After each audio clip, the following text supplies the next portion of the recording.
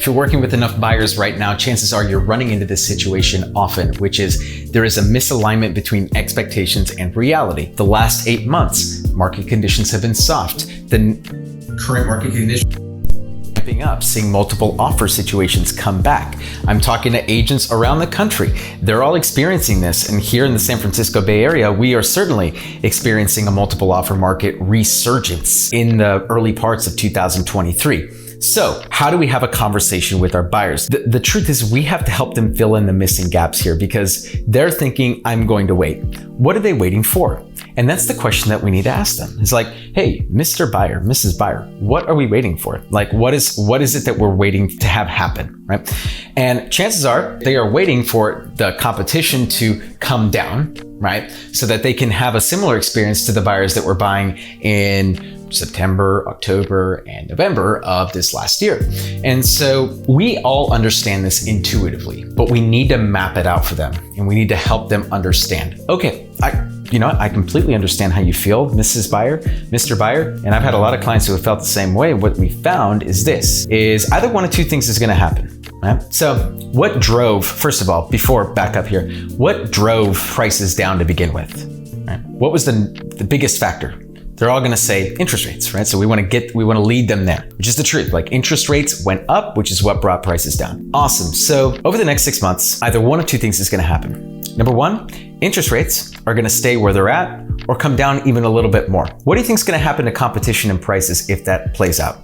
Okay, well, obviously competition is going to go up, prices are going to go up because it's going to allow more and more buyers to come into the market.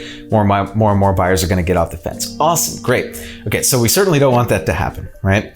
That's certainly not in the plans. In other words, if we're waiting, we're not waiting for that to happen. So it sounds like what we're waiting to have happen is for interest rates to go up then, yeah? So that's the other possibility, is rates to go up. If rates stay where they are right now or go down, competition is going to go up. But if rates go up, then we could presume that competition comes down. Yes, Mr. Buyer? Yes, Mrs. Buyer?